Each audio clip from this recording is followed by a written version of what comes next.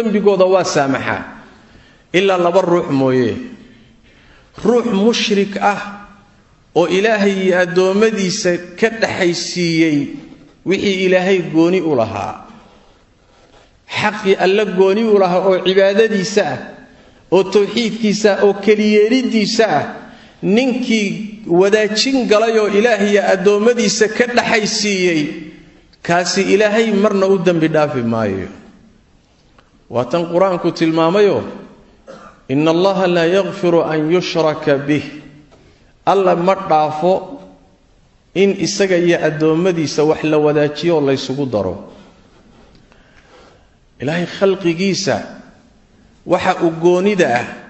inaad u leexiso waa dambi ilaahay laga galo ka ugu weyn adduunkana wuxuu keenayaa inaan dambigaaga haba yaraatee la saamixin aakharana wuxuu keenayaa inay jannadu xaaraan ka tahay naarna aad ku waarayso saas daraadeed mushrik ilaahay habeenka u dambi dhaafi maayo ka labaadeen loo dambi dhaafayni waxa weeyaan waa mushaahin waa cuqdadlow waa xiqdile ruux xiqdi iyo nacayb qalbiga ugu haya ruux muslim ah asagana loo dhaafi maayo waa cajiib mushrika garanay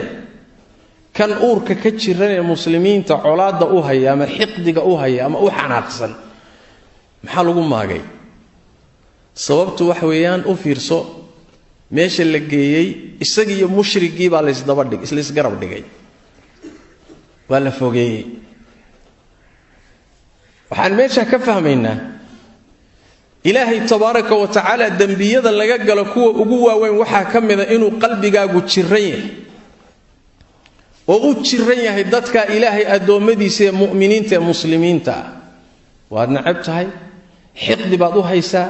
xasad baa kugu jira nacayb baa kugu jira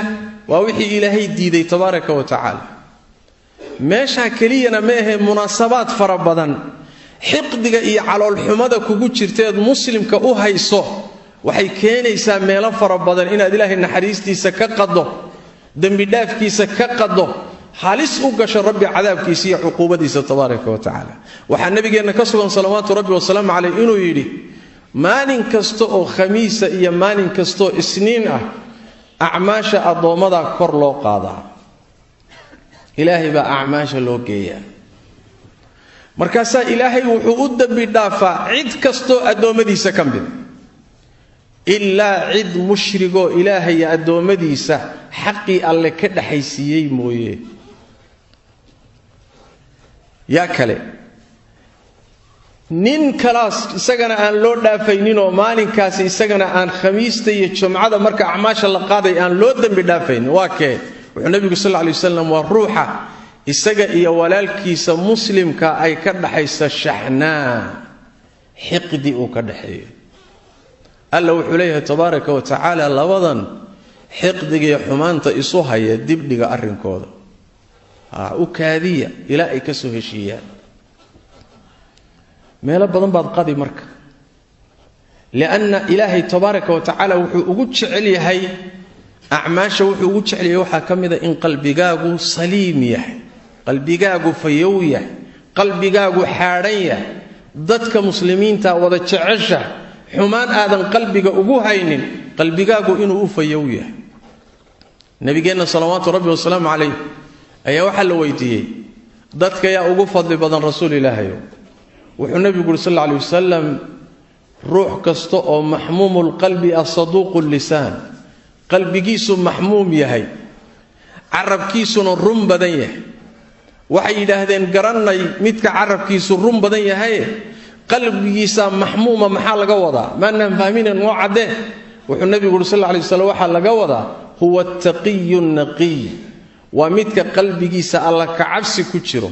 qalbigiisuna daahir yahay oo nadiif yahay wasi wada nabiga sallallahu alayhi wasallam wuxuu yiri waa midka qalbigiisa aan dambi ku jirin gardarro iyo xadgudub iyo dulmi ku jirin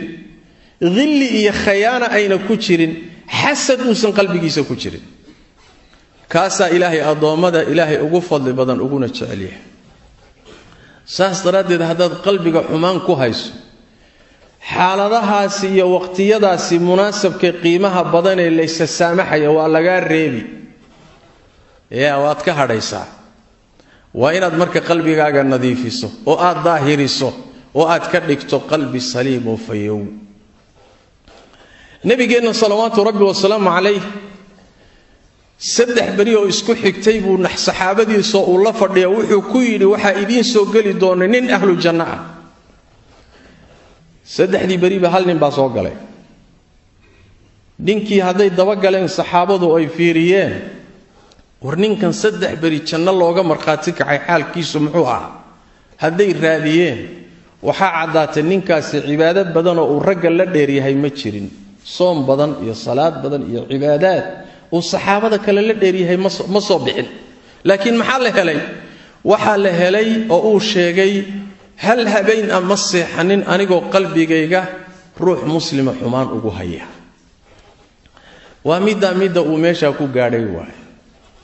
sidaas daraaddeed haddaad ilaahay dambi dhaafkiisa rabto iyo acmaashaada in meel fiican la geeyo qalbigaaga ka shaqeeyo hagaaji xiqdiga iyo xasadka iyo xumaanta iska saaro iska nadiifi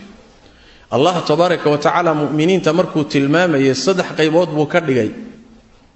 fi suurati al-hashr qaar waa muhaajiriin qaarna waa ansaar qaarna waa qolada saddexaad oo tilmaantan la siiyo walladina jaa'u min ba'dihim labada gadaashooda kuwa yimid ee mu'miniinta damba ah ee dib ka yimid yaquluuna rabbana ighfir lana wa li ikhwanina alladhina sabaquna bil iimaan waxay dhahayaan rabbiga noo dambi dhaaf annaga iyo walaalahanagii nooga horeeyay iimaanka noo dambi dhaaf wala taj'al fi qulubina ghillan lil ladina aamanu qalbiga naga allah xiqdi ha gelinin xiqdi aanu hayno dadka mu'miniinta ilaahu qalbiga ha naga gelin marka xiqdi haduu qalbigaaga haysto dib kugu filani waa ku hayaa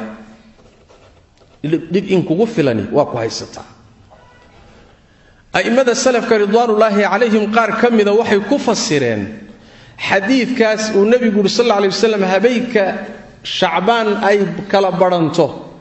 ilaahay waa u dambi dhaafaa adoomadiisa ilaa mushrik iyo mushaahin mooye aimada salafka qaar kamida waxay ku fasireen mushaahinka waxa laga wadaa waa ninka saxaabada nabiga sallallahu alayhi wasallam uqdada iyo nacaybka u haya sida imaam awzaa'i alayhi rahmatullah ku fasiray waxaan shaki ku jirin xiqdiga kugu jira dadka aad u hayso sida ay ilaahay ugu kala dhow yihiin buu dambigu u kala weyn yahay dad xiqdi iyo xasad iyo nacayb loo qaado waxa ugu daran uguna dambi weyn saxaabadii nabiga sallallahu rabbi wa sallam alayhi lianna waxay ahaayeen awliyadii ilaahay doortay ummadda nabi maxamed ka xushay saabiqiintii bay ahaayeen ardadii nabi maxamed bay ahaayeen kuwii quraanka iyo sunnadaba lagu amaanay lagu taskiyay bay ahaayeen kuwa markaad xaqdi iyo xasad u qaado shaki ma laha hadaadan gaal ahayn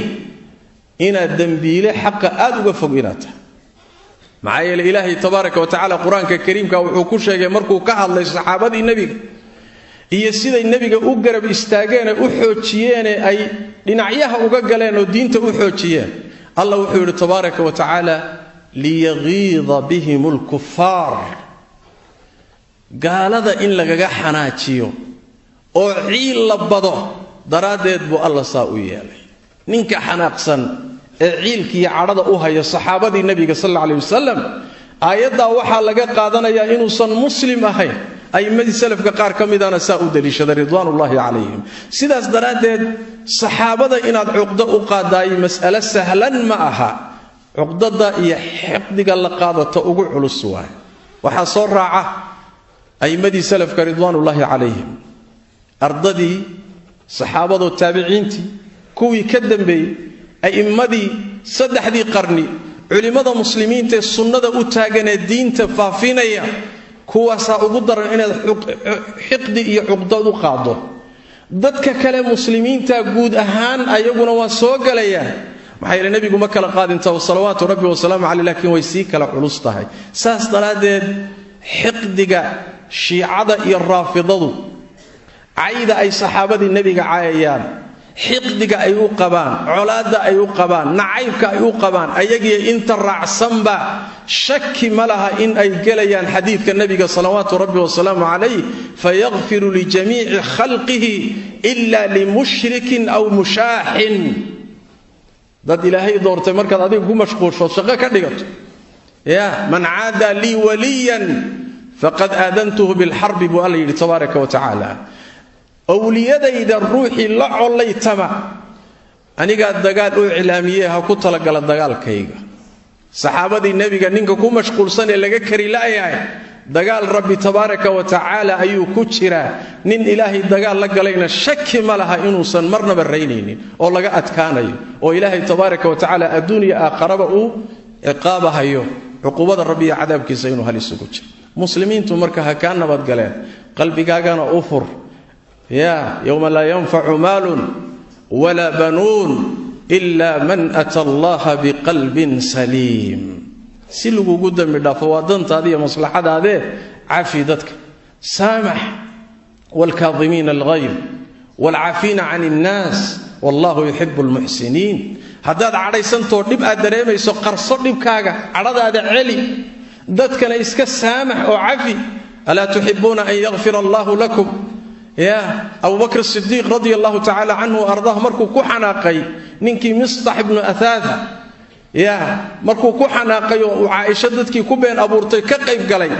uu beenta faafiyey abuuradka, kadibna uu yidhi dib dambe inaanan u masruufaynin, qaraabay ahaayeen. ilaahay aayaddunu soo dejiyey tabaaraka wa tacaala, walaa ya'tali ululfadli minkum waasacati an yu'tuu ulilqurba waalmasaakiina waalmuhaajiriina fii sabiili illah